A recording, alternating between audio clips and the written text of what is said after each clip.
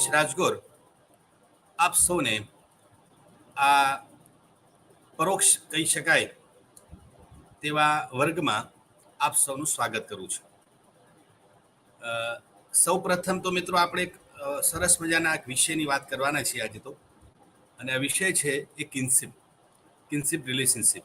સમાજશાસ્ત્રના જુદા જુદા જે ખ્યાલો છે એ ખ્યાલોની અંદર આ કિન્શિપનો ખ્યાલ એ બહુ જાણીતો ખ્યાલ છે. બીજું મિત્રો, આ કિન્શિપને આપણે સાદી સરળ ભાષામાં આપણે ગુજરાતી ભાષામાં જો કહીએ તો કિન્શિપને આપણે રક્ત સંબંધ અથવા તો સગપણ સંબંધ, વિશેષ કરીને જે પ્રચલિત એનું જે નામ છે એ સગપણ સંબંધ છે. એટલે સગપણ સંબંધનો ખ્યાલ એ આપણા સમાજશાસ્ત્રના પાયાના ખ્યાલો પૈકીનો એક ખ્યાલ છે. સમાજશાસ્ત્રના જે મૂળભૂત ખ્યાલો છે, કારણ કે આપણે બધા જાણીએ છીએ તેમ કે સમાજશાસ્ત્રના અભ્યાસનું એકમ જે છે એ સમાજ છે. સમાજશાસ્ત્રનો અભ્યાસનું કેન્દ્ર જે છે એ સમાજ છે.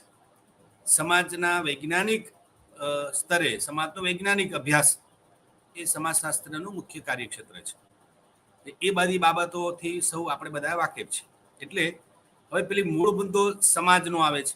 જ્યારે આપણે સમાજની વાત કરતા હોઈએ છીએ, એટલે હું આ સગપણ સંબંધની આપણે થોડીક ચર્ચા કરીએ તે પહેલા સગપણ સંબંધની સાથે જોડાયેલા બીજા કેટલાક ખ્યાલોની પણ થોડીક આપણે અત્યારે સમજ મેળવી લઈએ, કારણ કે એ ખ્યાલ સમજવા આવે તો સગપણ સંબંધનો ખ્યાલ સમજવામાં એ આપણને ઘણી સરળતા રહે.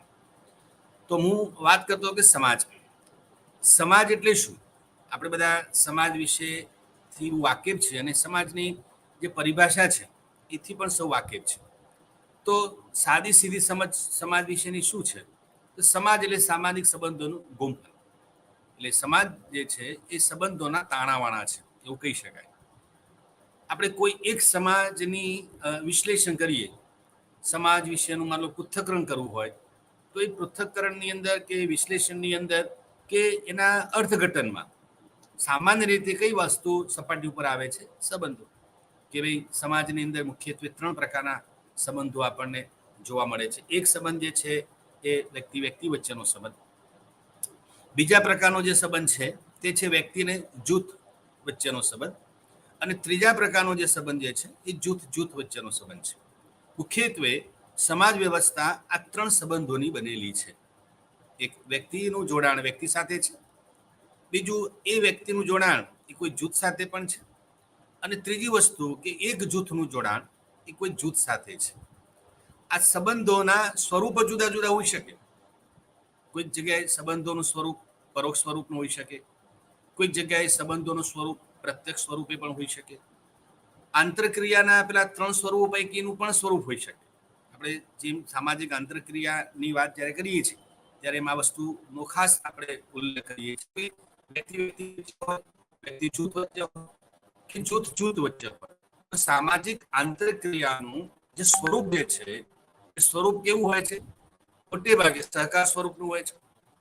સહકાર પછી બીજું જે સ્વરૂપ જે છે તે છે સ્પર્ધા સ્વરૂપ, કે કોઈ વચ્ચે સ્પર્ધા પણ એક સંબંધોનું સ્વરૂપ છે, આંતરક્રિયાના સ્વરૂપનો જ ભાગ છે. અને ત્રીજું સ્વરૂપ જે આવે છે તે છે સંઘર્ષ. સંઘર્ષની અંદર પણ બાહ્ય સંઘર્ષ, આંતરિક સંઘર્ષ, અને સંઘર્ષનું સ્વરૂપ પણ ક્યાંક આંશિક સંઘર્ષ પણ હોય છે, ક્યાંક પૂર્ણ સંઘર્ષ હોય છે. એ જ રીતે સ્પર્ધાનું સ્વરૂપમાં પણ આ વસ્તુ છે કે પ્રત્યક્ષ સ્વરૂપની સ્પર્ધા હોય છે, પરોક્ષ સ્વરૂપની પણ સ્પર્ધા હોય છે, અને સહકારમાં પણ આ સ્વરૂપ હોય છે કે ડાયરેક્ટ ઇનડાયરેક્ટ. આપણે કોઓપરેશન એટલે CCC, એના માટે CCC એટલે કોઓપરેશન, પછી કોમ્પિટિશન અને કોન્ફ્લિક્ટ.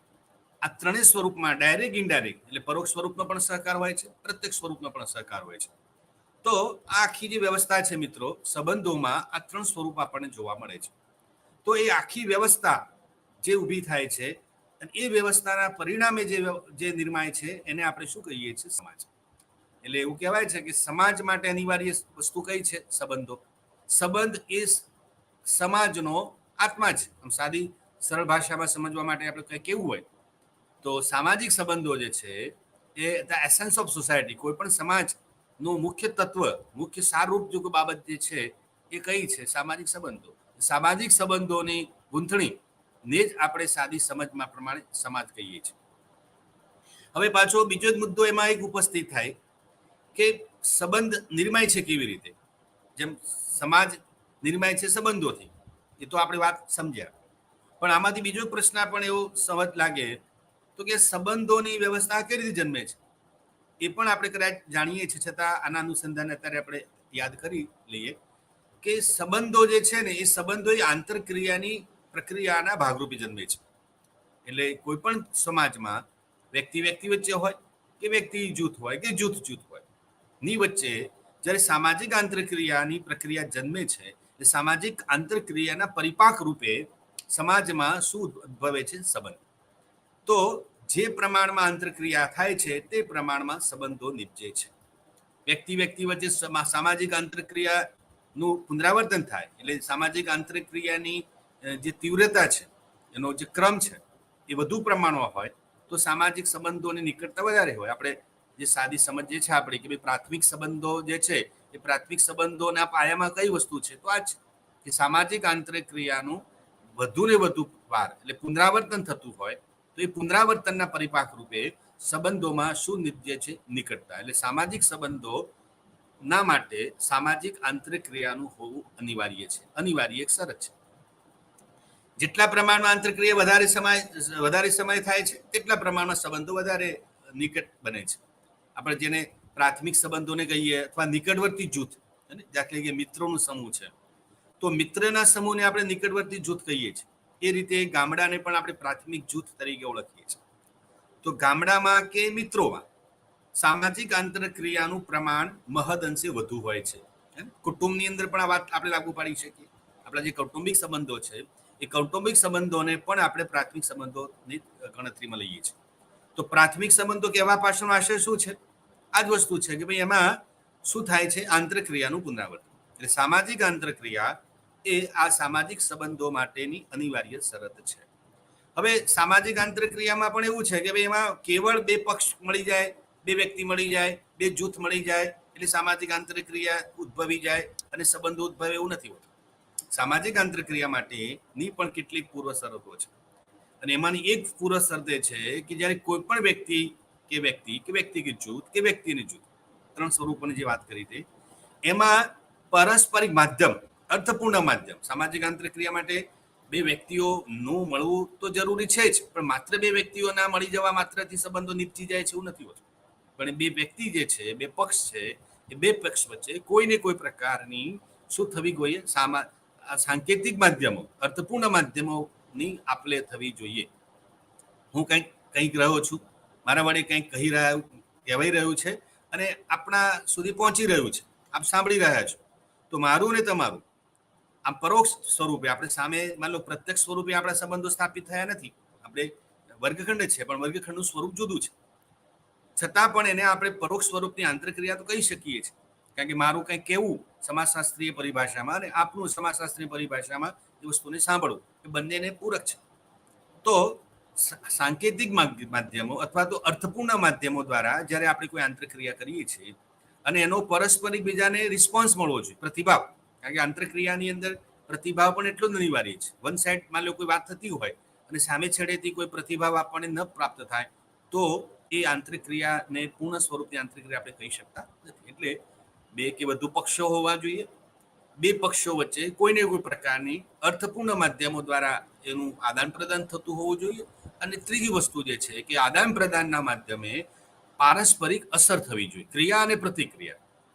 એક પક્ષ કંઈક કહે છે અને એનો પ્રતિકાર અથવા તો એનો જે રિસ્પોન્સ છે જેને આપણે રિસીવિંગ એન્ડ કહીએ છીએ, એ રિસીવિંગ એન્ડ બીજા સ્થળે એને વાતને ઝીલે, એના સંદેશો ઝીલે. કેવળ સંદેશો ઝીલે જ નહીં, પરંતુ એ સંદેશાને ઝીલ્યા બાદ યથા ઉચિત, તો બસ આ વસ્તુને જ્યારે રિપીટ થતું હોય ત્યારે એ પ્રક્રિયાને અંતે સામાજિક સંબંધો નિપજે છે. તો મૂળ વાત પેલી જે આપણે કરતા કહી છે કે સમાજ જે છે આવી કંઈક સામાજિક સંબંધોની આખી વ્યવસ્થા છે અને સામાજિક સંબંધોને પરિણામે આખી સમાજ વ્યવસ્થા ઊભી થાય છે. હવે અહીંયા જે વાત મારે તમને બીજી કહેવી છે તે સગપણ સંબંધોના જ સંદર્ભે આપણે વાત કરવી છે કે મિત્રો સમાજની અંદર જુદા જુદા પ્રકારના સંબંધોની વ્યવસ્થા છે. આપણે જુદા જુદા જેને કહીએ દૂરવર્તી જૂથ છે, એ રીતે પ્રાથમિક જૂથ છે, જૂથની પણ એક આખી વ્યવસ્થા છે, મંડળની પણ એક વ્યવસ્થા છે, જ્ઞાતિની પણ એક વ્યવસ્થા છે. તો સમાજની અંદર વિભિન્ન પ્રકારના જૂથો અને ઉપજૂથો, એ ચાહે મંડળ હોય, ચાહે જ્ઞાતિ હોય, ચાહે કુટુંબ હોય, તો આવા જુદા જુદા પ્રકારના જે જૂથો છે એ જૂથોની આખી જે વ્યવસ્થા જે છે એ વ્યવસ્થા પણ એ સંબંધોમાં આપણને જોવા મળે છે. અહીંયા આપણે એક વાત સમજીએ પણ લઈએ સાથે સાથે કે કુટુંબ જે છે એ કુટુંબને આપણે એક મહત્વની એક સંસ્થા છે. જુદી જુદી સામાજિક સંસ્થાઓની જે આપણે વાત કરીએ છીએ એ સામાજિક સંસ્થાઓમાં કુટુંબ એક મહત્વની કહી શકાય કે સંસ્થા છે.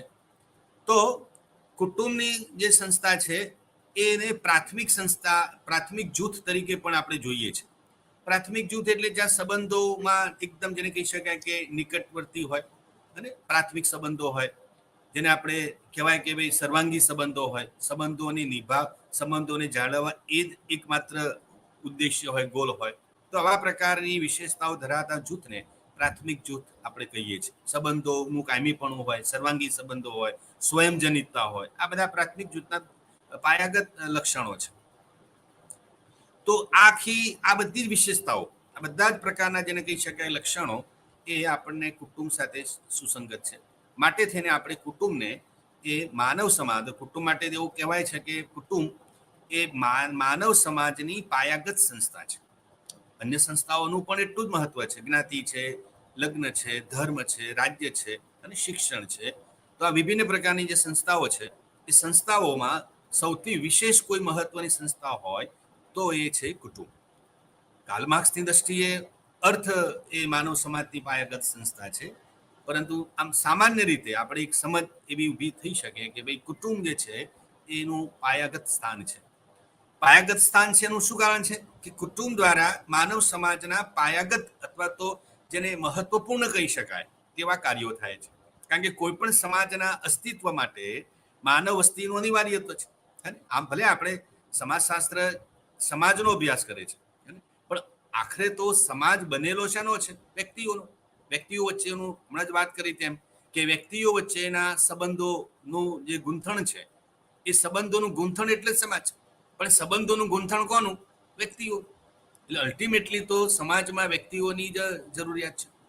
તો એ વ્યક્તિઓ જે છે, જેને આપણે હ્યુમન બિઈંગ કહીએ છીએ, એની સાથે કુટુંબનું કંઈક જોડાણ છે. એટલે એવું કહેવાય છે કે માનવ વસ્તીની ભરતી કરવાનું જે કામ છે, રિક્રુટમેન્ટ ઓફ ધ પોપ્યુલેશન જેને આપણે સાદી ભાષામાં કહીએ, એનું આખું જે કામ જે છે એ કોણ કરી રહ્યું છે? કુટુંબ. એટલે પ્રજોત્પાદન અને માનવ વસ્તીનું ભરતી, આ પાયાના બે કામ જે છે, બાળુછેરની આખી પ્રક્રિયા એ કુટુંબ કરે છે. અને એ વડે કુટુંબના આ કામ વડે એ આખી જે સમાજની પેલી જે સાયકલ જે છે, સર્ક્યુલર જે રૂટ જેના કહીએ, એ સાયકલ ચાલ્યા કરે છે. એટલે સમાજને તમારે ગતિ, આ સાતત્ય સમાજમાં કહેવાય, સમાજની ખાસિયત એવા આવે છે કે સાતત્ય અને પરિવર્તન. તો એમાં જે સાતત્યપણું જે છે, કન્ટિન્યુટી જે છે, એ કન્ટિન્યુટી માટે કોઈ પણ સમાજમાં કુટુંબની અનિવાર્યતા છે.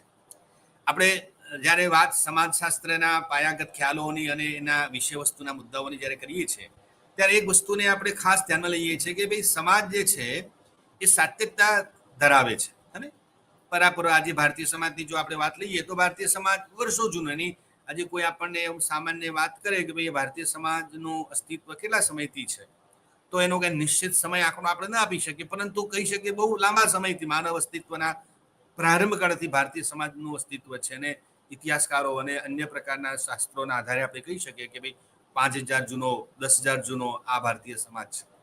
એટલે એનો અર્થ એવો થયો કે આ સમાજ આજકાલનો તો નથી, અને પરાપરવાથી એના વર્ષોથી, હજી 5000 વર્ષનો આંકડો પણ નાનો છૂનો તો નથી, એ નાની કઈ ફિગર નથી. તો પ્રશ્ન પછી એવો આવે તો ભાઈ સમાજનું અસ્તિત્વ વર્ષો જૂનું છે, પણ જૂનું છે એનો અર્થ એવો નથી કે એનું એ છે.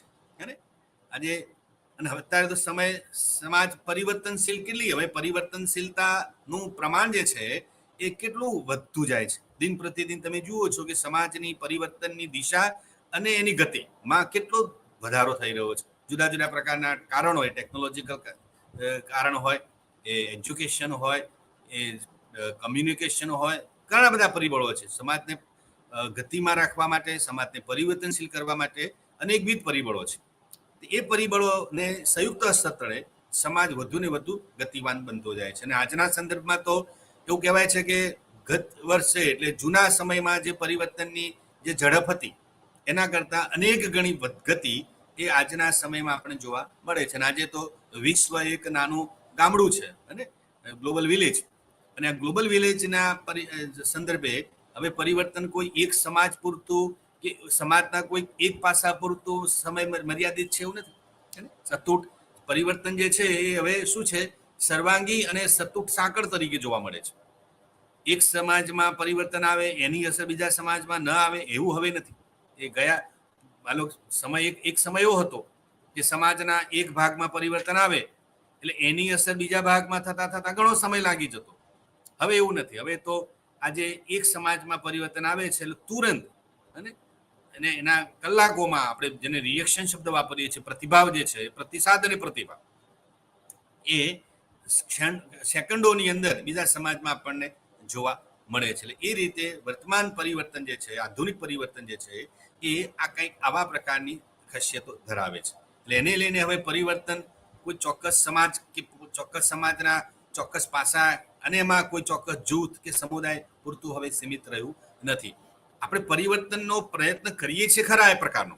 કેટલાક જૂથો અને સંસ્થાઓ દ્વારા આવા પ્રકારનો પ્રયત્ન એ સંસ્થા પૂરતો સીમિત હોય અને એવા આયોજન એવા પ્રકારના થયા હોય કે સંસ્થામાં પરિવર્તન લાવવાના હોય, પણ એ પરિવર્તન એ સંસ્થા પૂરતું મર્યાદિત રહેતું નથી. એની અસર તળે અન્યત્ર બીજા સમાજને, આ બીજા જૂથોમાં, બીજા આ પ્રકારની સંસ્થાઓમાં સતત એ પરિવર્તનની પ્રક્રિયા આપણને ગતિવાન જોવા મળે છે. એટલે પરિવર્તન એ હવે જેને કહી શકાય કે અવિરત, એટલે સાતત્યતા તો છે જ, અવિરતપણું તો એનામાં છે જ, પણ અવિરતપણાની સાથે સાથે આ સમાજની અંદર પરિવર્તનની જે ઝડપ છે, એની સ્પીડ જે છે એ હવે વધતી રહી છે. અને કદાચ એવું કહેવાય છે કે આવનાર સમયમાં તો આ જે ગતિ જે છે એ વધુ વેગવંતી બનવાની છે. એટલે હવે આજના માનવે તો સતત સમાજની અંદર એવું કહેવાય છે કે આપણે બધી કોમ્પ્યુટરની કે મોબાઈલની ભાષામાં જેને આપણે અપડેટ કહીએ છીએ, અને રોજે રોજ તમારે સજ્જ રહેવું પડે. કારણ કે સજ્જતા જે છે એ આજના મનુષ્યની અનિવાર્યતા બની ગઈ છે. કે જો તમે સજ્જ નહીં રહો તો સમય એ તમારી સાથ નહીં આપે. સમયની સાથે ચાલવું હશે. સમાજના જે વેલ્યુઝ છે, સમાજની જે વ્યવસ્થા છે, એ વ્યવસ્થા સાથે મારે કે તમારે જો રહેવું હશે તો મારે સતત એ અપડેટ રહેવું પડશે, સજ્જ રહેવું પડશે. એટલે વ્યક્તિની જાણકારી, વ્યક્તિની જેને કહેવાય સજ્જતા, આ હવે આજના માનવીનું એક પાયાનું લક્ષણ છે. એટલે એ અર્થમાં હું તમને કહું છું કે સમાજ એ વધુ ગતિવાન છે. મૂળ પેલી વાત કરીએ કે સમાજનું જે સાતત્યપણું છે, એ સાતત્યપણું પાછું અગેન પેલી વાત કુટુંબ પર આપણે આવીએ, કુટુંબની સાથે જોડાયેલું છે. કે એ સમાજનો જે વારસો જે છે, અને એ વારસો જે અકબંધ છે. કારણ કે આજે 5000 કે 10,000 વર્ષ જૂની તમે વાતો કરો છો. આપણે ત્યાં બહુ જાણીતું ઇતિહાસકાર છે નોવલ હરારી, અને ઇઝરાયલના બહુ જાણીતા લેખક છે, અને એમના બહુ જાણીતા પુસ્તકો સેપિયન્સ, એ બહુ જાણીતું એમનું વિશ્વભરમાં પ્રસિદ્ધિ પામેલું પુસ્તક છે સેપિયન્સ. અને એ સેપિયન્સ જે આખું પુસ્તક છે એ માનવ સમાજ કા સંક્ષિપ્ત ઇતિહાસ, જે માનવ સભ્યતા, માનવ સમાજનો ઉદ્ભવ કેવી રીતે થયો, અને સરસ આખી વાત એમને આ અભ્યાસપૂર્ણ આખી વાત એ પોતાના પુસ્તકમાં બતાવવાનો પ્રયત્ન કર્યો છે. તો એ હરારીના મતે તો આપણા લાખો જૂનો સમાજ, અને આપણે હરારીના એ પુસ્તકને આધારે જો વાત કરવા જઈએ તો માનવ સમાજ, માનવ સભ્યતાનો તો ઇતિહાસ બહુ જૂનો અને કરોડો લાખો વર્ષો જૂનો છે. એ વાતને આપણે અહીંયા તો એ લાખો કરોડો વર્ષનો ઇતિહાસ છે, તો પણ સમાજ વ્યવસ્થા તો છે. એ સેપિયન્સમાં પણ આ જ વાતની હરારીએ ભારપૂર્વક કહ્યું છે કે ભાઈ માનવ સભ્યતા ટકી રહી છે તો આ લીધે જ.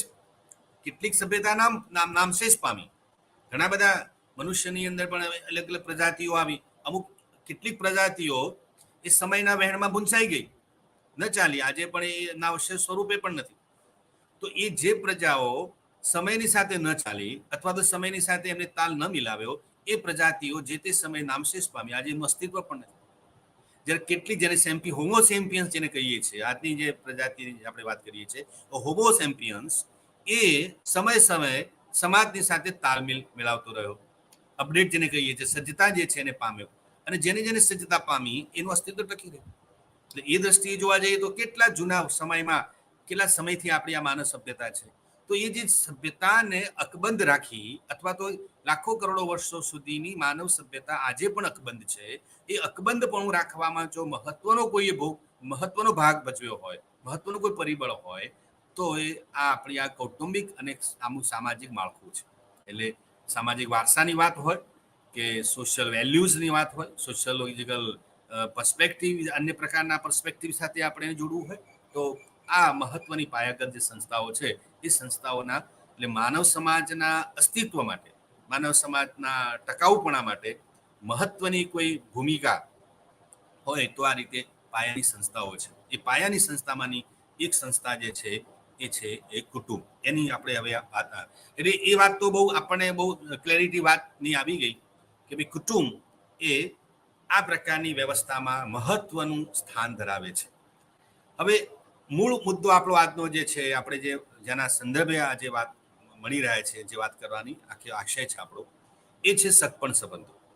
સગપણ સંબંધોના કેન્દ્રમાં છે. તો તે આજ જે વસ્તુ મેં હમણાં તમને કહી એની સાથે જ આ વાતને હું જોડું છું. એટલે આ મારે અત્યારે તમને થોડીક જૂનો આ વિષયની સાથેની છે, પણ થોડુંક આમ એમ કહી શકાય કે કિન્શીપ સાથેની અનુબંધ ધરાવતી વાત તમને અત્યારે મેં એટલા માટે કરી કે કિન્શીપનો ખ્યાલ સમજતા પહેલા સગપણ સંબંધો અને રક્ત સંબંધોની વાતને આપણે જ્યારે સમજીએ તે પહેલા આ વસ્તુને જો સમજીએ તો એ વાત વધારે આપણને સમજાય.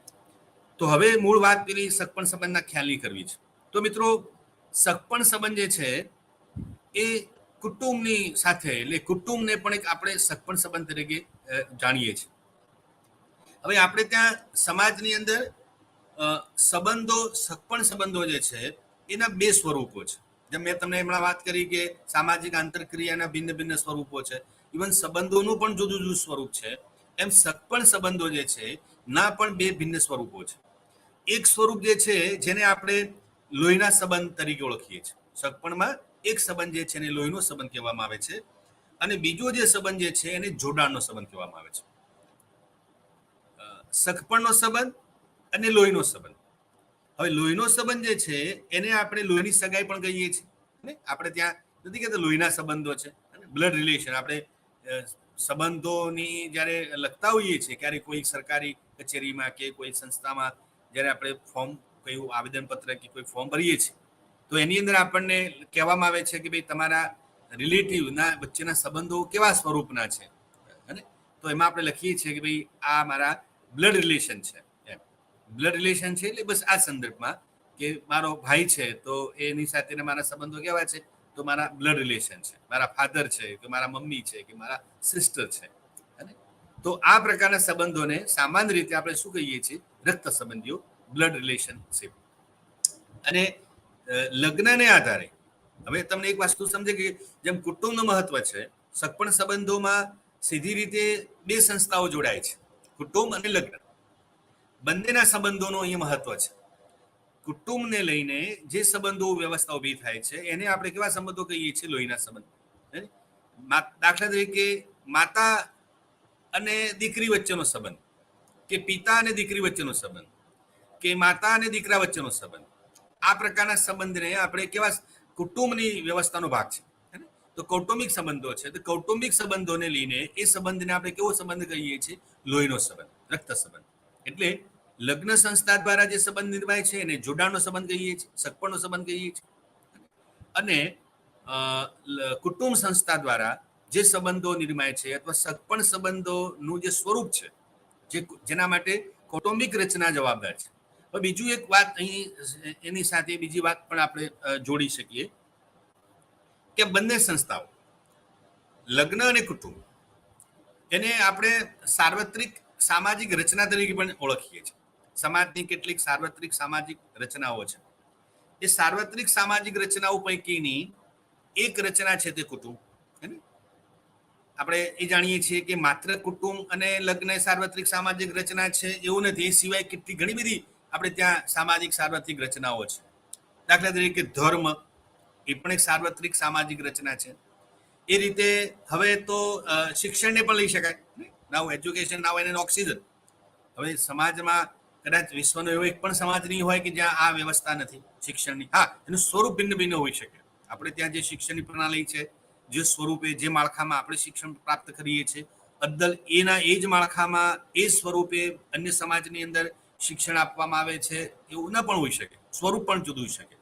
ઔપચારિક સ્વરૂપે પણ આપી શકાય, અનૌપચારિક સ્વરૂપે પણ શિક્ષણ. શિક્ષણ એટલે માત્ર આપણે વર્ગખંડમાં લઈએ છીએ એટલે શિક્ષણ. હવે તો શિક્ષણને there is no wall at all, હે એવું કહેવાય છે કે હવે શિક્ષણને કોઈ હવે દરવાજા નથી, શિક્ષણની હવે કોઈ સીમા નથી. સીમાડાઓ બતાવી ચૂક્યું છે શિક્ષણ એ ફ્રી. વૈશ્વિક લેવલે હવે શિક્ષણને આપણે કોઈ સીમાડામાં બાંધ્યું નથી. એટલે એજ્યુકેશન હવે ફ્રી. એટલે એ અર્થમાં શિક્ષણને પણ સાર્વત્રિક સામાજિક રચનાની કોટીમાં આપણે લઈ શકીએ. પણ લગ્ન અને કુટુંબ, અગેન પેલી વાત કુટુંબની વાત આપણે કરીએ છીએ કે કુટુંબને શા માટે ભાઈ હવે સાર્વત્રિક સામાજિક રચના કહીએ છીએ? કારણ પેલી કુટુંબની અનિવાર્યતા કેમ છે? ઇવન તો લગ્નની પણ, લગ્ન અને કુટુંબ પરસ્પર સંકળાયેલા છે. કુટુંબ વ્યવસ્થા છે એટલે લગ્ન વ્યવસ્થા છે, લગ્ન વ્યવસ્થા છે તો કુટુંબ વ્યવસ્થા છે. એકબીજાનું પરસ્પર છે. જો લગ્ન વ્યવસ્થા ન હોત, લગ્ન સંસ્થા ન હોત તો કુટુંબ સંસ્થા ન હોત, અને કુટુંબ સંસ્થા ન હોત તો લગ્ન સંસ્થા ન હોત. એટલે બંનેની જે જરૂરિયાતો છે, હમણાં પેલું કહ્યું ને કે ભાઈ પ્રજોત્પાદન અને બાળું છે. કુટુંબનું જે મુખ્ય કામ જે છે કયું છે? પ્રજોત્પાદન અને બાળું છે. એટલે એને લઈને માનવ વસ્તીની, સમાજમાં નવી વસ્તીની જે ભરતી કરવાનું કામ કોણ કરી રહ્યું છે? તો કુટુંબ. પણ માધ્યમ કોણ છે? લગ્ન. એટલે લગ્ન સંસ્થા અને કુટુંબ એ બેઝિક નીડની ફૂલફિલમેન્ટ કરે છે. અને આ બેઝિક નીડના ફૂલફિલમેન્ટ માટે આ બંને સંસ્થાઓનું હોવું અનિવાર્ય છે. એટલે એ બંને સંસ્થાઓને હું ને તમે આપણે કઈ કટકોટીમાં લઈએ છીએ? સામાજિક સાર્વત્રિક રચના. હવે જ્યારે હું કોઈ સંસ્થાને સાર્વત્રિક સામાજિક રચના કહું છું ને એનો અર્થ સીધો સાધો એવો નીકળે કે વિશ્વના દરેક સમાજમાં, એ પછી ગ્રામીણ સમાજ હોય, શહેરી સમુદાય હોય, આદિમ સમુદાય હોય, અને કોઈ પણ સમાજનો કોઈ પણ પ્રકાર હોય, એ સમાજની અંદર આ સંસ્થાઓનું હોવું એ અનિવાર્ય બની જાય. સમાજના કારણ આ બંને સંસ્થાઓ, ઇવન તો હવે તો ધર્મની પણ આપણે વાત કરી શકીએ. અત્યારે એ મુદ્દો આપણે નથી લેતા, પણ ધર્મને પણ સાર્વત્રિક સંસ્થા તરીકે લઈ શકીએ, કારણ કે ધર્મનું એક સ્વરૂપ મહત્વનું ત્યાં છે. અને આ મેં કહ્યું તેમ શિક્ષણ. એટલે લગ્ન અને કુટુંબ એ સમાજની સાર્વત્રિકતા છે. વિશ્વનો તમે એક પણ સમાજ એવો જોઈ નહીં શકો કે જ્યાં વ્યવસ્થા નહીં હોય, કુટુંબ કબીલો ન હોય. અને આમ આપણે ત્યાં તમે જુઓ તો પેલા જે સેમ્પિયન્સની અંદર જે હોરારી જે વાત કરી છે આ જ કરી છે કે ભટકતું જીવન જીવતા હતા ત્યારે આ કઈ કુટુંબ કબીલો કે આ પ્રકારની વ્યવસ્થા જોવા મળતી નહોતી. માત્ર ને માત્ર સવાર પડે ઉઠીએ અને ભોજન માટેના પ્રયત્નો, એક શિકાર કરવા. એટલે એ સમયે એવું કહ્યું છે કે માત્ર એક ને એક કામ હતું આપણું. કયું કામ હતું? કે પોતાના ઉદરપોષણ માટે એ સમયે વ્યવસ્થા આપણી શું હતી? માત્ર જંગલમાં ભટકવાનું. જંગલી માનો કે ફળ ફૂલ જંગલમાં ઉપલબ્ધ જે કંઈ છે, ફળ છે તો ફળ ખાવાના, ફળ નથી તો કંદમૂળ ખાવાના, કંદમૂળ નથી તો જંગલી પ્રાણીઓનો શિકાર કરવાનો, કાચું માંસ ખાવાનું. આ જ મનુષ્યનો આ તો અહીંથી ત્યાંથી આમ આપણે બધા આમ તો જોઈએ કે વિશ્વ વિહાર કરી રહ્યા છે. એ સમય કેટલા બધા એ બહુ તમને અનુકૂળતા હોય અને જ્યારે જાણવા તો સેપિયન્સનું જે પુસ્તક બહુ રસપ્રદ છે. અને ઇતિહાસના વિદ્યાર્થી તરીકે અથવા તો મનુષ્ય સમાજના ઇતિહાસ જાણવાના કોઈ પણ રસિક વિદ્યાર્થીએ આ વાંચવું રહ્યું. એટલે અને હવે તો સરળ ગુજરાતીમાં લગભગ દરેક શહેરમાં જાણીતા બુક સ્ટોલ ઉપર ઉપલબ્ધ છે. એટલે હું તમને વ્યક્તિગત ભલામણ કરું છું કે માનવ સમાજને સાચા પરિપ્રેક્ષમાં એના મૂળ અર્થમાં જાણવો સમજવો હોય કે ભાઈ આ ઉદ્ભવ, સમાજ વ્યવસ્થા અને એમાં સંબંધોની આખી વાત છે. ઇતિહાસકાર અને હરારી પોતે તો ઇતિહાસના અધ્યાપક છે. પણ આપણે બધા જાણીએ છીએ કે ઇતિહાસ હોય કે માનવશાસ્ત્ર હોય અને કે માનસશાસ્ત્ર હોય કે ઇકોનોમિક્સ હોય, બધા મૂળ તો સિસ્ટમ કન્સર્ન રિલેશન છે આપણી સાથે. આ બધા જે કંઈ સામાજિક વિજ્ઞાનો છે, ચાહે સોશિયોલોજી હોય, ચાહે સાયકોલોજી હોય, એન્થ્રોપોલોજી હોય, હિસ્ટ્રી હોય, તો બધા જે વિજ્ઞાનો જે છે એ વિજ્ઞાનોનું પાછું અંદર તો પરસ્પર છે. એક સાયન્સ, એક સોશિયલ સાયન્સ એ બીજા સોશિયલ સાયન્સ સાથે બહુ નિકટતાથી જોડાયેલું છે. કારણ કે અલ્ટિમેટલી એ પાછા પેલા મૂળ વાત પેલા મનુષ્યની સાથે જ જોડાયેલા છે. અને આપણે મનુષ્યના સામાજિક સંબંધોની સામાજિક જે ગૂંથણી છે એની વાત કરીએ છીએ. તો અર્થશાસ્ત્ર જે છે એ માનવ સમાજના આ બધા જે છે અર્થવ્યવસ્થાનો અભ્યાસ કરે છે. તો માનવશાસ્ત્ર જેને આપણે એન્થ્રોપોલોજી કહીએ, સોશિયલ એન્થ્રોપોલોજી, એટલે માનવ સમાજ એ તો થોડોક વિશાળ પરિપ્રેક્ષમાં, એમાં સમાજની વાત પણ જોડાઈ જાય છે. એટલે એન્થ્રોપોલોજી, સોશિયલ એન્થ્રોપોલોજી જે છે એ તો માનવ, માનવનો સમાજ અને માનવની સંસ્કૃતિ એમ ત્રણેયનો વિશદ પરિપ્રેક્ષમાં એનો અભ્યાસ કરે છે. ત્યાં મનોવિજ્ઞાન એ માનવ વર્તનનો અભ્યાસ કરે છે.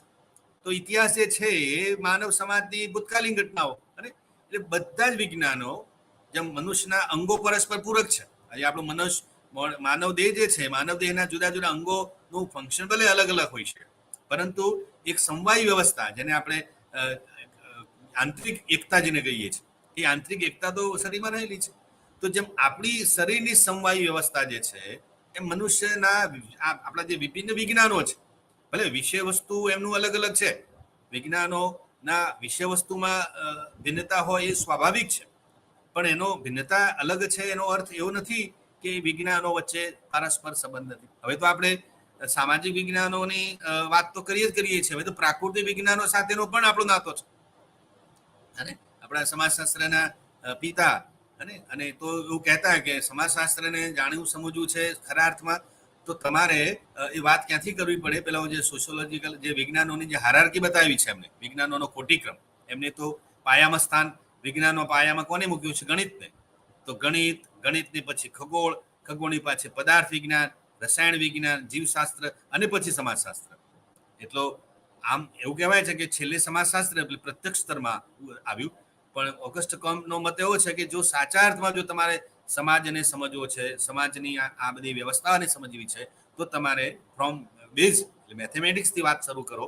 મેથેમેટિક્સ પછી તમારું મેં કહ્યું તેમ ખગોળશાસ્ત્ર પછી પદાર્થ વિજ્ઞાન, ફિઝિક્સ અને કેમિસ્ટ્રી, બાયોલોજી, આ બધાનો ઓછો અભ્યાસ તમે કરો, અને બાદ જો સોશિયોલોજીનો અભ્યાસ કરો તો સમાજ વ્યવસ્થાને સમજવામાં બિલકુલ સરળતા આપણે કહી શકીએ. કારણ કે મનુષ્ય સમાજ ઉપર આ બધી જ પરિસ્થિતિઓની અસર તો થાય છે. આજે કેમિસ્ટ્રીની વાત કરીએ, અને તમે આમ જોતા હશો કે અલ્ટિમેટલી આપણા મનુષ્ય સાથે આ બધું જોડાયેલું છે જ. કેમિસ્ટ્રી, બાયોલોજી અને આ બધું જે ખગોળીય ઘટનાઓ બને છે, ખગોળીય ઘટનાઓની સીધી અસર મનુષ્ય સમાજ ઉપર પડે છે. એનો પ્રભાવ, અને હવે છેલ્લા ઘણા સમયથી આજે જે તમે ગ્લોબલ વોર્મિંગ, અને હવે તો ગ્લોબલ બોઇલિંગ શબ્દ વાપર્યો છે. હવે તો કંઈક શબ્દ પણ હવે ગ્લોબલ વોર્મિંગ શબ્દ હવે તો આપણને નાનો લાગે છે, થોડોક બિનપ્રભાવી લાગે છે. જે રીતે અત્યારે વૈશ્વિક જે ભૌગોલિક ઘટનાઓ બને છે અને વાતાવરણમાં જે વૈશ્વિક તફાવતો ઊભા થયા છે, એને લઈને આ પ્રકારના જે તજજ્ઞો છે, આ વિષયના જે નિષ્ણાત લોકો છે, તો આમાં જે સંશોધન કાર્યમાં રચાપચા હોય છે, એ લોકો એ તો કહ્યું કે હવે ગ્લોબલ વોર્મિંગ શબ્દ જે છે એ શબ્દ હવે નાનો લાગે છે. જેમાં આપણે પેલા પોપ્યુલેશન, ઓવર પોપ્યુલેશન કહેતા હતા, અને પછી એમાંથી શબ્દ આવ્યો પોપ્યુલેશન એક્સપ્લોઝન, અને અતિવસ્તી, ઓવર એટલે વસ્તી વિસ્ફોટ શબ્દ. અતિવસ્તી શબ્દ જે રીતે જન્મદરના આંકડાઓ અને જે રીતે વસ્તીમાં વધારો થાય છે એ દ્રષ્ટિએ જોતા હવે વસ્તી વધારો થાય છે એવો શબ્દ નાનો લાગે, અને એની પેલી પ્રભાવકતા અથવા તો એની અસરકારકતા નબળી લાગે. એને બદલે આપણે કયો શબ્દ વાપરીએ છીએ? વસ્તીનો વિસ્ફોટ, પોપ્યુલેશન એક્સપ્લોઝન. તો એવું ને એવું કંઈક આના અનુસંધાને છે કે હવે ગ્લોબલ વોર્મિંગ એ કંઈ એવો શબ્દ ચવાઈ ગયો છે, અને બહુ લોકોને એમ થયો કે હવે આ ઠીક છે, અને જાણ્યું લોકો વિશે આટલી જગતમાં બધા જ લોકોને ખબર છે કે પરિસ્થિતિ વધારે વણસી રહી છે, પણ એમાંથી કંઈ જગતને સંદેશો મળ્યો હોય, જગત એમાંથી કંઈ લેશન લીધું હોય એવું ઘટનાઓ બને છે એના આધારે ખબર પડતી નથી. કેટલી વૈશ્વિક આ બધી જે ઘટનાઓ આકાર પામી. પસંદ આવ્યો કે આ શબ્દ ઉચિત છે કે હવે નાવ ગ્લોબલ બોઇલિંગ જે રીતે આખી વાત બની છે રીતે. એટલે મૂળ પેલી વાત છે કે ભાઈ આ બધું અલ્ટિમેટલી, અને એ જે કંઈ ઘટનાઓ બને છે કુદરતની, જે કંઈ આ બધી માન લો કે ભૌગોલિક ઘટનાઓ બને છે અને ખગોળીય ઘટનાઓ બને છે, એ ખગોળીય ઘટનાઓનો સીધો નાતો કોની સાથે છે? સમાજ. પ્રભાવી કોણ થાય છે? સમાજ. આજે જે કંઈ ઘટનાઓ બની, એ ભૂકંપ આવે કે જ્વાળામુખી ફાટી નીકળે કે અતિવૃષ્ટિ થાય છે કે અનાવૃષ્ટિ થાય છે, કે કુદરતી જુદી દરિયાઈ તોફાનો આવે છે, કે આ બધા જે ગ્લેશિયર્સ ને મેલ્ટ થઈ રહ્યા છે, તો એનો સીધો પ્રભાવ કે આડકતરો પ્રભાવ. અત્યારે આમ ઇનડાયરેક્ટ અસરોમાં આપણે આવીએ છીએ. ડાયરેક્ટ અસરો હવે ધીમે ધીમે દેખાવા માંડી છે. કદાચ આવનાર સમયમાં જેમ જેમ જેમ જેમ આ પરિસ્થિતિ વધારે વણસી રહી છે, અને મને હમણાં તમને જણાવતા કદાચ એ શોકિંગ ન્યૂઝ પણ કહી શકાય, અને આપણા માટે એક એલાર્મિંગ છે. તો જે આ ક્ષેત્રના જે છે એક્સપર્ટ્સ, એ લોકો તો એવું કહે છે કે જે રીતે આપણે આ દૂષિત કરી રહ્યા છીએ સમગ્ર પૃથ્વીના વાતાવરણને જે રીતે આપણે દૂષિત કરી દોહન કરી રહ્યા છે, એ જોતા તો એવું લાગે છે કે આપણે બધા આવી જીવીએ છીએ બોનસ લાઈફ છે. એ લોકો તો એવું વર્ષો મેં તો કે અમારા વૈજ્ઞાનિકોએ તો ભવિષ્ય વાંખેલું બેઠા છે. કહીએ છીએ કે ભાઈ આ ઘટનાઓ બને છે, નવાઈ નથી. અમારા માટે નો ન્યૂઝ. અમે તો માનીએ છીએ કે તીવ્રતા પ્રમાણમાં ઓછી થાય છે. એ લોકોએ તો કેટલી બધી એની ગંભીરતા લીધી, કેટલા વર્ષો પહેલા એ આપણને ચેતવ્યા છે. પણ મનુષ્ય સમાજમાં એટલી બધી અસર એ રીતે પ્રભાવી એની જે પરિણામદાયી અસરો જે છે જોવા મળતી નથી. એને આપણે મુખ પ્રેક્ષક બનીને એના ભોગ એના વિક્ટિમ બનીએ છીએ, પરંતુ એમાંથી કંઈ લેશન લીધું હોય માનવ સમાજ અને કંઈક એની સકારાત્મક અથવા તો પોઝિટિવ અસરો આ વાતાવરણ પર થઈ હોય એવું મને વ્યક્તિગત તો કે વર્તાતું નથી. હોપ રાખીએ, આશા રાખીએ, વિશ્વાસ રાખીએ કે આવતીકાલે આ જ મનુષ્ય સમાજને વેળાસર સમયસર જો એ જાગૃતિ આવી જાય અને પાછું પૃથ્વીને ફરીથી જીવાલાયક રાખીએ તો કંઈક વધારે સારું હશે એવું બધા માટે. એટલે માનવ એ સોશિયોલોજીના અધ્યાપક તરીકે અને સોશિયોલોજીના વિદ્યાર્થી તરીકે તમને બધાને એ સીધી રીતે સ્પર્શે છે કે કંઈ પણ ઘટના બને છે તો એનો સીધો ભોગ કોણ બને છે? સમાજ. એટલે પહેલી સંવેદના તો સમાજ વિજ્ઞાનીઓને થવી જોઈએ, અને થાય પણ છે. સમાજ વિજ્ઞાનીઓ આ બાબતમાં વધારે સંવેદનશીલ છે કે ભાઈ ઘટના કંઈ પણ બને છે, અને હવે તો પેલી વાત કરીએ ને કે ક્યાંય પણ બને છે. આ મારા સમાજમાં બને છે કે મારા દેશમાં બને છે કે મારા રાષ્ટ્રમાં બને છે એવું નથી રહ્યું. ભાઈ ઘટના ક્યાંય પણ બને છે, કેવી પણ બને છે, એની સીધી કે આડકતરી અસર જે તે સમાજને જોવા મળે છે. એટલે એ અર્થમાં આ બધા જ વિજ્ઞાનો, એટલે પ્રાકૃતિક વિજ્ઞાનો હોય કે પછી સામાજિક વિજ્ઞાનો, એ બધા એકબીજાને પરસ્પર છે એ વાત મારે તમને અહીંયા કરવી હતી. એટલે મૂળ પાછી પેલી વાત ઉપર આવી જઈએ કે કુટુંબ અને લગ્ન એ આ સગપણ સંબંધોમાં પાયાનું સ્થાન ધરાવે છે. ફરીથી યાદ અપાવું કે રક્ત સંબંધોમાં બે પ્રકારની જે છે વાત, એટલે એક મેં કહ્યું તેમ કે લોહીના સંબંધો જે છે, લોહીના સંબંધોનો જે મૂળાધાર છે એ કોણ છે? તો એ કુટુંબ છે. કુટુંબને લઈને આ પ્રકારના સંબંધો, જેને કિન્શિપ, જેને આપણે સગા કિન શબ્દ વાપરે, આપણે અંગ્રેજીમાં માટે કિન્સ કે મારો કિન છે, મારો નજીકનો ઇન્ટિમેટ, જેને આપણે બહુ નિકટતમ સગંબંધી કહીએ છીએ, સાથી કહીએ છીએ, તો એ એનાથી નિર્મય છે. અને બીજા પ્રકારના જે સંબંધો, જેને આપણે સગપણ સંબંધો કહીએ છીએ, એ સગપણ સંબંધો એ નિર્મય છે આ પ્રકારની લગ્નની જોડાણથી. એટલે એક સ્ત્રી અને પુરુષ, હવે પેલી કુટુંબ અને લગ્નની હવે પહેલા આપણે વાત કરીએ કે એક સ્ત્રી અને પુરુષ જ્યારે લગ્ન ગ્રંથિથી જોડાય છે અને એનાથી એમનું એક દરજ્જો બદલાય છે, અને સ્ત્રી અને પુરુષ પરસ્પર પછી શું બને છે? પતિ અને પત્ની. અને એટલા માટે આપણે કહ્યું છે કે ભાઈ લગ્ન એ સેન્કશન બાય સોસાયટી. આપણે આજે પણ લગ્નમાંથી જોડાયેલા સ્ત્રી પુરુષને પરસ્પર પતિ અને પત્નીનો આપણે દરજ્જો આપીએ છીએ. ઠીક છે, આજે લિવ ઇન રિલેશનશીપનો કોન્સેપ્ટ પૂરજોશથી ચાલે છે, પણ જે પેલી લગ્ન ગ્રંથિથી જોડાય, સપ્તપદીના જે ફેરા ભરે અને સૌ બધા જેને કહેવાય કે નજીકના સગા સ્નેહી સાથેના એનું સાનિધ્ય હોય અને એની ઉપસ્થિતિ હોય, અને એમની સાથે આ અગ્નિના પવિત્ર સાક્ષી આપણે લગ્ન ફેરા ફરે, એ આ એક હિન્દુ સંસ્કારની વાત કરીએ. બીજા સમાજના, બીજા ધર્મના બીજી રીતે પવિત્ર સંસ્કાર જે છે કરાર પણ છે. તો દરેક ધર્મની લગ્નની એક રસમ છે. એ રસમ પ્રમાણે જ્યારે સ્ત્રી અને પુરુષ એ વિધિ કરે છે ત્યારે એ બંને પરસ્પર સ્ત્રી અને પુરુષને એક વિશેષ પ્રકારનો સમાજથી શું મળે છે? સ્ટેટસ મળે છે. સ્ત્રીને જે સ્ટેટસ મળે છે એ પેલા પુરુષની પત્ની તરીકેનું, અને પુરુષને જે સ્ટેટસ મળે છે તે પેલી સ્ત્રીના પતિ તરીકેનું. તો હવે જુઓ, અહીંયા એક સંબંધ નિર્માય. તો એ કયો સંબંધ નિર્માયો છે? પતિ અને પત્ની વચ્ચેનો. તો અહીંયા પેલી મેં વાત કરી તે લગ્ન વડે જે સંબંધો નિર્માય છે એને જોડાણનો આપણે સંબંધ કહીએ છીએ. તો અહીંયા જોડાય છે, સ્ત્રી અને પુરુષ લગ્ન ગ્રંથિથી જોડાય છે, અને જોડાય છે એટલે જે જોડાણનો સંબંધ ઉભો થાય છે. કુટુંબના સંબંધોથી જે આપણને મળે છે એ લોહીના સંબંધો. આ પતિ પત્ની ના સંબંધો ને આપણે કયા સંબંધો કયા? જોડાણના સંબંધો. સગપણ સંબંધોનું એક સ્વરૂપ છે, પણ જોડાણના સંબંધો છે. હવે આ પતિ પત્નીના જે બાળકો છે, અને સ્ત્રી પુરુષ આ પતિ પત્ની થકી જે બાળકો જન્મે છે, પ્રજોત્પાદન જે થાય છે, તો એ પ્રજોત્પાદનને પરિપાક રૂપે જે આખી સમાજની જે સંબંધો નિર્માય છે એને કેવા સંબંધો કહીએ છીએ આપણે? લોહીના સંબંધ.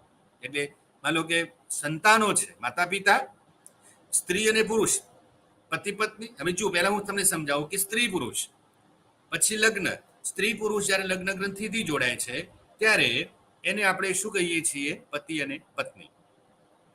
પતિ પત્ની દ્વારા જ્યારે પ્રજોત્પાદન થાય છે, જ્યારે બાળક સંતાન જન્મે છે, ત્યારે સંતાન જન્મતાની સાથે તુરંત આ પતિ પત્ની એ પેલા સંતાનના શું બની જાય છે? માતા પિતા. એટલે માતા પિતા અને સંતાન વચ્ચે કયો સંબંધ થયો છે? લોહીનો સંબંધ. એટલે પેલી વાત અગેન કુટુંબ સાથેના સંબંધની આવી. કુટુંબ રચાય છે, પતિ પત્ની એક કુટુંબ રચે છે. કુટુંબ રચવા માટેની આ વ્યવસ્થા છે પ્રજોત્પાદન. એટલે માતા પિતા અને સંતાન વચ્ચે સંબંધ કયો થયો? લોહીનો સંબંધ. એ રીતે માતા અને દીકરી હોય કે દીકરો હોય, બે ભાઈઓ પણ હોય, એટલે ભાઈ ભાઈ વચ્ચે જે સંબંધો નિર્માય છે એ સંબંધોને પણ આપણે શું કહીએ છીએ? લોહીનો સંબંધ. એટલે કુટુંબના જે કંઈ સંબંધો છે એ બધા જ સંબંધોની અંદર આ વસ્તુ આપણને જોવા મળે છે. હવે પતિ પત્નીના જે સંબંધો જે છે એ સગાના સંબંધ, સગપણના સંબંધો છે. એટલે અહીંયા આપણે ત્યાં એવું છે કે લગ્ન ગ્રંથિથી જ્યારે કોઈ વ્યક્તિ જોડાય છે તો લગ્નમાં પતિના જે સગાઓ છે એ પત્નીના સગા પણ બની જાય છે, અને પત્નીના જે સગા છે એ પેલા પતિના સગા બની જાય છે. દાખલા એક ઉદાહરણ તમને હું આપું કે સમજો કે એક પુરુષ છે એ કોઈ સ્ત્રી સાથે લગ્ન કરે. હવે એ લગ્ન કરે છે ત્યારે એ સ્ત્રી એની પત્ની તો બને જ છે, એ તો સીધી સમજ છે. પણ કેવળ પત્ની એક સંબંધ નથી નિર્માતો. એ પત્નીના જે માતા પિતા છે એ પેલા પુરુષ જે છે એ પુરુષના શું બને છે? સાસુ સસરા. અને એ રીતે એક સંબંધ ઉભો થયો. બીજો સંબંધ જે છે, જે સ્ત્રી જે છે, હવે જેની પત્ની આપણે શબ્દ વાપરીએ છીએ, એ પત્નીનો ભાઈ જે છે એ આ પુરુષ અથવા જેનો જે પતિ જે છે એનો શું બને છે? એને આપણે શું કહીએ છીએ? એનો સાળો. અને પત્નીની બહેન જે છે આ પુરુષ માટે શું બની જાય છે? સાળી. તો એ રીતે સામે છેડે સ્ત્રી જે છે, પત્ની જે છે, એ પત્ની અને એના પતિ વચ્ચેના જે સંબંધો છે એમાં પતિના માતા પિતા એ પત્ની માટેના સાસુ સસરા બને છે. એનો મોટો ભાઈ હોય તો એનો જેઠ બને છે, અને એનો નાનો ભાઈ હોય તો દેર બને છે, બેન હોય તો એની નણંદ બને છે, અને કાકા સસરા અને ફુવા સસરા. તો કેટલા બધા તમે એમ જુઓ તો આખી એક કૌટુંબિક વ્યવસ્થામાં તમે એક આખી સંયુક્ત કુટુંબ વ્યવસ્થામાં જુઓ તો કેવળ પતિ પત્ની ના સંબંધો ઉભા થાય છે એવું નથી હોતું. કેટલા બધા સંબંધોની વ્યવસ્થા એ ઊભી થાય છે. તો પેલી બાજુ લોહીના સંબંધો છે, ભાઈ ભાઈની વચ્ચેનો સંબંધ, ભાઈ બહેનની વચ્ચેનો સંબંધ, પાછા ભત્રીજા અને કાકા, એ બધી તો પાછી વ્યવસ્થા છે જેની વાત આગળ થોડી આપણે વધારે ડીપમાં સમજીશું. પણ પરંતુ મારે તમને એ વાત સમજાવી છે કે સગપણ સંબંધોમાં બે બાબત જોવા મળે છે. એક જોડાણના સંબંધો કે જેમાં પતિ પત્ની લગ્ન ગ્રંથિથી જોડાય છે, અને લગ્ન ગ્રંથિથી જોડાય છે એટલે એને લઈને જુદા જુદા પ્રકારના સંબંધોની આખી વ્યવસ્થા જે છે એ વ્યવસ્થામાંથી નિર્માય છે. અને લોહીના સંબંધોની આખી એક વ્યવસ્થા જે છે એ બંને નિર્માય છે. અહીંયા બીજી એક થોડીક વાત આપણે રસપ્રદ અને સમજી પણ શકાય કે લોહીના સંબંધો અને સગપણના સંબંધો વચ્ચે પાછું એક પ્રકારનું સાયુજ્ય તો છે જ. એટલે એક આખું નવું વ્યવસ્થા ઊભી કરે છે. લગ્ન ગ્રંથિથી બે પરિવારો જોડાય છે તો એ બે પરિવારો પાછા એક નવી વ્યવસ્થા ઊભી કરે છે. બે વેવાય હોય, બે વેવાયના વચ્ચેનો આંતરિક સંબંધ હોય, પછી બે વેવાય આપણે ત્યાં તો એવું છે ને કે કેટલીક જ્ઞાતિઓમાં સાટા પ્રથાના લગ્ન થાય છે, સાટું થાય એમ લગ્ન વચ્ચે. તો એ તમે જુઓ એ સાટા પ્રથામાં તો કેટલા બધા સંબંધો નિર્માય છે. અહીંયા એક પતિ પત્ની જોડાય એને લઈને તો બીજા કુટુંબમાં બીજાનું સગપણ થાય, એમ બીજું ત્રીજાનું થાય. એમ એક તમે એક નાનો કેસ સ્ટડી લો કે એક વ્યક્તિના મળવાથી બીજી 4-5 વ્યક્તિઓ એકબીજાને મળે, એ પાછી બીજી 2-3 વ્યક્તિઓ સાથેનું ગોઠાણું કરે. રેફરન્સ જેને આપણે કહીએ ભાઈ અમારા વેવાય છે, આ વેવાય છે, અમારા વેવાયનો છોકરો આ છે, અમારા વેવાયનો આ છોકરી છે, એની સાથે સગપણ કરો, આની સાથે સગપણ કરો. એમ તમે જુઓ કે વાત એકની થઈ, પણ એ એક પૂરતી સીમિત રહેતી નથી. અને પછી તો એ પેલું સ્નોબોલ હોય ને, એટલે એકમાંથી બે, બેમાંથી ત્રણ, ત્રણમાંથી ચાર, પાંચ, એમ કરતા એ સંબંધોનું જે વર્તુળ જે છે એ જેમ સંબંધોની ગૂંથણી થયા કરે તેમ એ સંબંધોની ગૂંથણી વધુ ને વધુ એમાં વિસ્તરતી જાય. એટલે લોહીના સંબંધો અને સગપણના સંબંધો આમ લાગે તમને અલગ, કારણ કે એકમાં લગ્ન આખી વ્યવસ્થા જોડાય છે, બીજામાં કુટુંબ વ્યવસ્થા જોડાય છે. પરંતુ હમણાં મેં કહ્યું તેમ કે લગ્ન અને કુટુંબ લાગે અલગ, પરંતુ એ એક સમજવા પૂરતી વાત છે. બંનેનો ખ્યાલ જુદો છે, પરંતુ એ બંને વચ્ચે આવા પ્રકારનું એક પરસ્પરાવલંબન, એક પ્રકારની જેને કહી શકાય કે અનુકૂળતા, અન્ડરસ્ટેન્ડિંગ આપણને જોવા મળે છે. વાત બી તો થોડી હવે બીજા સંદર્ભમાં થોડી વાત કરીએ કે આ મેં જે તમને કહ્યું કે ભાઈ આ લગ્ન સગપણ સંબંધો જે છે, એક સગપણ સંબંધોને આપણે અંગ્રેજીમાં કિનશિપ રિલેશનશિપ પણ કહીએ છીએ.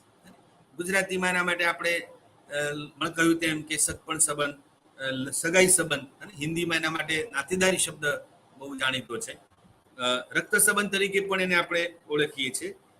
તો આ આખી જે સંબંધોની વ્યવસ્થા જે છે, એ સંબંધોની વ્યવસ્થાને સામાન્ય રીતે એક સમાજશાસ્ત્રની એક સાદી જે પરિભાષા છે, એ પરિભાષા આના અનુસંધાને શું કહે છે કે કલ્પિત કે માની લીધેલા, રિપીટ કરું છું વાતને, કે કલ્પિત કે માની લીધેલા લોહીના સંબંધો ઉપર રચાયેલા સંબંધોને રક્ત સંબંધો કહેવાય. શું કહ્યું એમને? કે કલ્પિત અને માની લીધેલા લોહીના સંબંધો ઉપર રચાયેલા સંબંધો એને શું કહીએ છીએ આપણે? રક્ત સંબંધો. એટલે આ અર્થમાં લોહીના સંબંધો એટલે રક્ત સંબંધો. એટલે પેલા કુટુંબના મેં કહ્યું કે માતા પિતા અને એના સંતાનો અથવા તો સંતાનો વચ્ચેના પરસ્પર સંબંધો એ કેવા પ્રકારના સંબંધો છે? લોહીના સંબંધો. અને લોહીના સંબંધોને આપણે શું કહીએ છીએ? રક્ત સંબંધો. બીજી વાત અહીંયા થોડીક સમજવી છે કે કુટુંબના જે બધા સગાઓ છે, એ કુટુંબના સગાઓને આપણે સગા તરીકે ઓળખીએ છીએ. અને કુટુંબના જે સગાઓ છે, એ સગાઓ વચ્ચે પરસ્પર સામાજિક દરજ્જો અને એની વચ્ચેના ભૂમિકાના સંબંધો છે પરસ્પર. આજે કુટુંબમાં તમે જુઓ તો કુટુંબની અંદર જે કંઈ વ્યવસ્થા છે, એટલે કે કુટુંબના વડા, આપણે સંયુક્ત કુટુંબમાં તો કેવું છે કે સંયુક્ત કુટુંબના વડા જે હોય એ વડાની હસ્તક સત્તા હોય.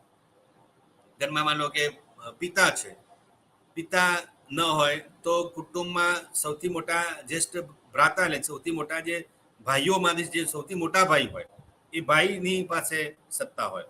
મતલબ કે આપણા પિતાજી હોય અને પિતાજીના ભાઈઓ હોય, તો જો દાદા હયાત હોય તો સત્તા કોની પાસે હોય? એ દાદા પાસે હોય. એટલે પિતૃ સ્થાની જે પિતૃ પ્રધાન જે સંબંધો, કુટુંબ વ્યવસ્થા જે છે, એ કુટુંબ પ્રધાન વ્યવસ્થામાં કુટુંબના વડા હસ્તક એ વધારે સત્તા હોય છે. અને બધું જ જેને કહેવાય કે કંટ્રોલિંગ ઓફ ધ ફેમિલી, કુટુંબનું જે સંચાલન અને જે નિયંત્રણ વ્યવસ્થા એ કોના હાથમાં હોય છે? એ કુટુંબના વડા હસ્તક. પછી કુટુંબમાં સંયુક્ત કુટુંબની બીજી વિશેષતાઓ પણ છે. સંયુક્ત રસોડું હોય, સંયુક્ત આવક હોય, સંયુક્ત પૂજા આરાધના હોય, અને રક્ત સંબંધની ઢબ. આ એક મહત્વની વાત છે, ભાવનાત્મક સંબંધો. હે તો સંયુક્ત કુટુંબની જે ખાસિયતો છે, એમાંની બે ખાસિયતો આપણને વધારે આ સગપણ સંબંધનો જે ખ્યાલ છે, એ ખ્યાલને સમજવા માટે આ બે બાબત વધારે આપણને સ્પર્શે છે. એક છે તે રક્ત સંબંધની ઢબ અને ભાવનાત્મક સંબંધો. જ્યાં રક્ત સંબંધ જે છે, ત્યાં ભાવનાત્મક સંબંધ વધારે, જેને ઇમોશનલ રિલેશન જે શીખીએ કે નથી ભાઈ મારી સાથે એની ઇમોશનલ રિલેશન છે, ભાવનાત્મક સંબંધો છે. તો ભાવનાત્મક સંબંધોમાં વધારે, આમ માત્ર કુટુંબના સંબંધીઓ વચ્ચે જ ભાવનાત્મક સંબંધો હોય એવું અનિવાર્ય નથી. અત્યારે જે સમાજશાસ્ત્રના જે કંઈ અભ્યાસોમાં આપણને જે ફલિત થાય છે, જે નવું સપાટી ઉપર જે તથ્ય આવે છે બહાર, એ તો કંઈક એવું કહે છે કે વર્તમાન કુટુંબોની અંદર આ પ્રશ્ન હવે થોડોક જુદી રીતે જોવાય છે.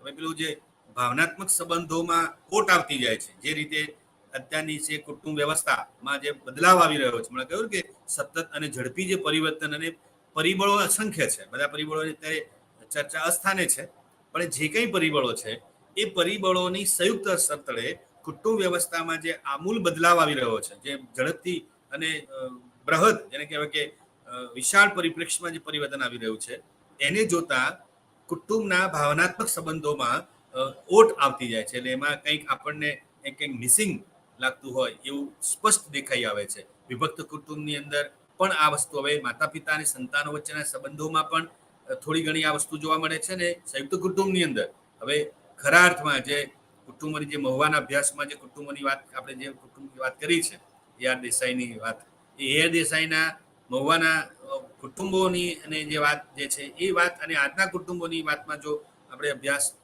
તો સોશિયોલોજીના વિદ્યાર્થીઓ માટે અભ્યાસનો વિષય બની શકે એમ છે કે જો એ સમયના કુટુંબો અને આજના કુટુંબો વચ્ચેની જો તુલનાત્મક અભ્યાસ કરવામાં આવે, ત્યાંસી પરિપ્રેક્ષમાં જો અભ્યાસ કરવામાં આવે, તો ઘણી બધી બાબતો આપણા સમાજશાસ્ત્રના વિદ્યાર્થીઓ માટે અને આખરે સમાજશાસ્ત્રના કુટુંબના સમાજશાસ્ત્ર, સગપણ સંબંધોની આખી વાત જે છે, એને આપણે કુટુંબના સમાજશાસ્ત્ર સાથે જોડી શકીએ. આખો જે ખ્યાલ જે છે એ આ એક સમાજશાસ્ત્રની જે સોશિયોલોજી ઓફ ફેમિલી જે છે એ બ્રાન્ચ સાથે આમ જેને કહી શકાય કે નાતો ધરાવે છે. એટલે એ કુટુંબના સમાજશાસ્ત્રની અંદર કંઈક નવું જ આપણે પાસે આવી શકે શક્યતાઓ પડી છે. એના માટે આ એક અભ્યાસની અનિવાર્યતા છે. એટલે કહેવાનો મારો આશય છે કે ભાવનાત્મક સંબંધોમાં ઓટ આવે છે. તો લોહીના સંબંધીઓ અને ભાવનાત્મક સંબંધો વચ્ચે પરસ્પર પૂરક છે. બીજી વાત તમને કહું કે આ પ્રકારના સગપણ સંબંધો એટલે લોહીના સંબંધોની વચ્ચે હક્કો અને ફરજો, જેમ દરજ્જાની ભૂમિકાની વહેંચણી તો થયેલી છે. કુટુંબના વડા હસ્તક સત્તા છે, એટલે પ્રમાણમાં કુટુંબના વડાનો દરજ્જો જે છે એ બીજા સદસ્યો કરતા વધારે એ છે ઊંચો. બીજા સભ્યો જે છે કુટુંબના, જેમ કે કુટુંબના દાદા હોય તો દાદાના પછીની વ્યક્તિનું જે સ્થાન હોય એ એની અનુક્રમ છે. આપણે દરજ્જાઓને કોટિક્રમ હોય છે, તો એના નીચેની એની ઉંમરના હોય એનું સ્થાન હોય, માતા હોય અને મોટા ભાઈ હોય અને મોટા બેન હોય, તો આ બધા એના પછી. અને આપણે જો સૌથી પરિવારમાં સૌથી નાના હોઈએ તો આપણી ઉંમરના જેટલા મોટા છે વડીલો, એમનો દરજ્જો એ આપણા દરજ્જા કરતા સામાન્ય રીતે એ ઊંચો હોવાનો. અને દરજ્જોની ભૂમિકા એક સિક્કાની બે બાજુ છે. માત્ર સમાજ વ્યક્તિને કેવળ દરજ્જો આપતી નથી. દરજ્જાની સાથે ભૂમિકા ઇનબિલ્ટ છે, એ નિહિત છે. એટલે આપણે દરજ્જો ભોગવીએ છીએ એટલે ભૂમિકા એમાં આવી જ જાય છે. એટલે ભૂમિકા અલગથી ભજવવાની કે ભૂમિકા અલગથી લેવાની હોતી નથી. દરજ્જાની સાથે અભિપ્રેત છે.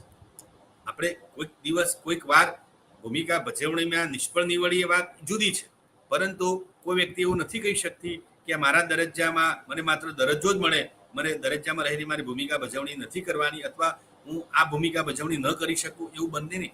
જે દરજ્જો છે એ દરજ્જાની સાથે એ ભૂમિકા તમારે ભજવવાની જ હોય. અને ભૂમિકા ભજવીએ છીએ તો જ દરજ્જાનું મહત્વ છે. કેવળ દરજ્જા એટલે પદ પ્રાપ્તિ કેવળ પદ ઉપર રહ્યાનું નથી. પદ ત્યારે મહત્વ સ્વીકારે અથવા પદનું મહત્વ ત્યારે સમાજ સ્વીકારે છે કે પદ ઉપર રહીને આપણે જે કંઈ ભૂમિકા એટલે એ પદની સાથે જે લોકો સંકળાયેલા છે એ લોકોની અપેક્ષાઓમાં મારે કે તમારે શું કરવાનું છે, ખરું ઉતરવાનું છે. એટલે જ્યારે હું લોકોની અપેક્ષામાં ખરો ઉતરું છું ત્યારે હું અપેક્ષાઓ ભજવી છે, મેં અપેક્ષાઓને પ્રમાણે મેં વર્તન કર્યું છે, એ વાત અંકે થઈ શકે. એટલે દરજ્જોની ભૂમિકા એ અભિપ્રેત છે, સિક્કાની બે બાજુ છે. બીજી વાત તમને હું કરું કે દરજ્જોની ભૂમિકાની ગોઠવણી તો પરિવારમાં છે જ, સાથે સાથે કુટુંબની અંદર મિલકતની વહેંચણી પણ આ રીતે થયેલી છે. આપણે આગળ વાત કરીશું જ્યારે બીજા યુનિટ તરફ જઈશું ત્યારે, કે કેટલાક આદિવાસી ખાસી ને ગારો એવા પ્રકારના જે આદિવાસી સમૂહો છે એની અંદર માતૃસ્થાની પરિવારો છે. નાયર આજે નામુદ્રી નાયરમાં પણ એ વ્યવસ્થા છે. તો જે માતૃસ્થાની પરિવારો છે કે માતૃ કુટુંબો છે, એ માતૃસ્થાની કુટુંબોમાં આખી વ્યવસ્થા મિલકતની વહેંચણીની કંઈક જુદી છે. ત્યાં કુટુંબની વડીલ સ્ત્રી છે એને માન લો કે આ પ્રકારની સત્તાઓ મળે છે, તો એ આખી સત્તાની જે વહેંચણી છે એ સત્તાની વહેંચણી કે મિલકતની વહેંચણી એ આ પ્રકારના સંબંધોને આધારે નિર્ધારિત થતી હોય છે. એટલે આ સગપણ સંબંધો એમાં વિશેષ કરીને લોહીના સંબંધો જે છે, જેને આપણે રક્ત સંબંધને જોઈએ છે, એ રક્ત સંબંધોનું એ રીતે મૂલ્ય આપણને વધારે જોવા મળે છે. હું માનું છું કે અત્યારે અહીંયા આપણે આ વાત અટકાવીએ. આગળની વાત હવે આમાં સગપણ સંબંધોમાં આગળની વાત જે છે હું માનું છું કે નવા વ્યાખ્યાનમાં એટલે જ્યારે ફરીથી આપણે મળીશું ત્યારે આ વાત આપણે આગળ વધારીશું. અત્યારે અહીંયા આપણે વિરામ લઈએ છીએ. આપણે સૌએ સરસ મજાના વિષય સાથેની આપણે વાત કરી. ફરીથી એક નવા જ આનંદ સાથે, નવા ઉત્સાહ સાથે ફરીથી મળીશું. ત્યાં સુધી આપ સૌ વિદ્યાર્થી મિત્રોનો આપણે વિરામ લઈએ છીએ. ખૂબ ખૂબ આભાર. નમસ્તે. મિત્રો, બીજું એક તમને અત્યારે મારે યાદ અપાવવાનું કે હવે જ્યારે આપણે નવા લેક્ચરમાં નવી સિરીઝમાં આપણે મળીશું ત્યારે મારે તમને એક બીજી વાત સમજાવવાની છે કે સગપણ સંબંધોની અંદર આજે તમે જુઓ તો સમાજની અંદર એનું એક મૂલ્ય છે. સગપણ સંબંધોનું એ મૂલ્ય શું છે કે જ્યારે આપણે કોઈ એક સગપણ સંબંધને સાચા અર્થમાં જ્યારે સમજીએ છીએ ત્યારે એનું મૂલ્ય આપણને સમજાય છે. હું તમને એક સીધું ઉદાહરણ તમને આપવાનો પ્રયત્ન કરીશ. ખાસ કરીને ગ્રામીણ વિસ્તારમાંથી જે વિદ્યાર્થી મિત્રો આવે છે એમને આ વાત વધારે સમજાશે. આપણે ત્યાં મિલકતને લઈને ઘણા બધા પ્રશ્નો છે, ભારતમાં પણ છે અને ગુજરાતના બધા જ શહેરોમાં અને ગામડામાં. એમાં વિશેષ કરીને જ્યારે પિતૃક મિલકત હોય, પૈતૃક મિલકત, આમ તો આપણે ત્યાં હિન્દુ લગ્ન ધારો અને મિલકત ધારાની અંદર આ બધી વાત છે. જ્યારે પિતૃ પક્ષે કોઈ મિલકતની જ્યારે આપણે વેચાણ કરવાનું હોય છે, એમ જમીન હોય કે કોઈ બીજા મકાનની હોય કે બીજી કોઈ વાત, ત્યારે એની જ્યારે કોઈ વ્યક્તિને આપણે આપીએ છીએ, વેચાણથી જ્યારે આપીએ છીએ, ત્યારે એક કુટુંબ પત્રક, કુટુંબ નામું જેને કહેવાય, કુટુંબ નામું એ કોર્ટની અંદર અને આપણે જ્યાં નોટરી કરાવતા હોઈએ કે જ્યાં મિલકતની જ્યાં આ દસ્તાવેજ જેને કરતા હોઈએ ત્યારે અચૂક માગે છે. ભાઈને આપી હોય, મિલકતની વહેંચણી કરી હોય, 2 ભાઈઓ હોય અને 2 ભાઈઓને મિલકત વહેંચીને આપી હોય અને માની લો કે એક ભાઈને એ મિલકતને વેચી દેવી છે અને નથી રાખવી અને વેચવી છે, તો વેચવાનો અધિકાર છે. પરંતુ જ્યારે વેચે છે ત્યારે એને શું કરવું પડે છે? કુટુંબ નામું, કારણ કે પૈતૃક મિલકત છે એટલે એમાં બીજાઓની જે કુટુંબના જે સદસ્યો હોય, એમાં આપણે ત્યાં તો દીકરીને જ્યાં લગ્ન થાય છે ને આપણે ત્યાં વ્યવસ્થા કંઈક એવી છે કે લગ્ન થાય એટલે દીકરીના સાસરી જાય તો પિતાની આમ આપણે કાયદાની રૂએ તો અધિકાર ધરાવે જ છે, સરખો હિસ્સો છે. જેમ પિતાની મિલકતમાંથી ભાઈઓનો હિસ્સો પડે છે તો એ અદ્દલ સરખા ભાગે, મારા 2 ભાઈઓ અને બહેન હોય તો 3 ભાગ પડે. આમ કાયદાની રૂએ આ વસ્તુ બની શકે. પણ આપણે ત્યાં દીકરીઓ આ પ્રકારની વ્યવસ્થામાં જોડાતી નથી, વેવ કરે છે અને એ બહુ મોટી એની ઉદારતા છે. આપણે ત્યાં દીકરીઓનું જે સેક્રિફાઈસ છે કે ભાઈ આટલું બધું સેક્રિફાઈસ કર્યું છે તો અને પિતાની મિલકત મારો આવો હિસ્સો ન લઈ શકાય. ભાઈઓ આખી જિંદગી મારી એ રીતે કાળજી લેવાના છે, ભરોસો શ્રદ્ધા સાથે ચાલે છે. એટલે એવું કંઈ બનતું નથી. ખાસ કિસ્સામાં કંઈક આવું બને એ વાત અલગ છે, અપવાદ કિસ્સાઓ હોઈ શકે એમાં. પણ આપણે ત્યાં ઇન્ડિયન કલ્ચરમાં આવું કંઈક, અને ખાસ કરીને ગુજરાતના પરિપ્રેક્ષમાં તો મને કંઈ એવું બહુ ઓછા કિસ્સાઓ આ પ્રકારના ધ્યાન પર આવ્યા. પણ માની લો કે કોઈ ભાઈ આ પ્રકારની મિલકતની એની માની લો વેચાણ કરવા જઈ રહ્યો છે તો એ બધું જ કુટુંબ નામું આપણે તૈયાર કરવું પડે. કોર્ટની અંદર કે આ જે છે એ વકીલો આપણી પાસે માંગે કે કુટુંબ નામું લઈ આવે, એટલે એમાં કુટુંબના જેટલા સદસ્યો હોય, જેટલા હયાત હોય તેટલા ભાઈ હોય, જેટલા ભાઈઓ, માની લો 2 કે 5 ભાઈઓ હોય તો બધા જ ભાઈઓની તમારે કન્સર્ન એટલે લેખિતમાં એનો પત્રક તૈયાર આવે કે ભાઈ આ મારો ભાઈ છે.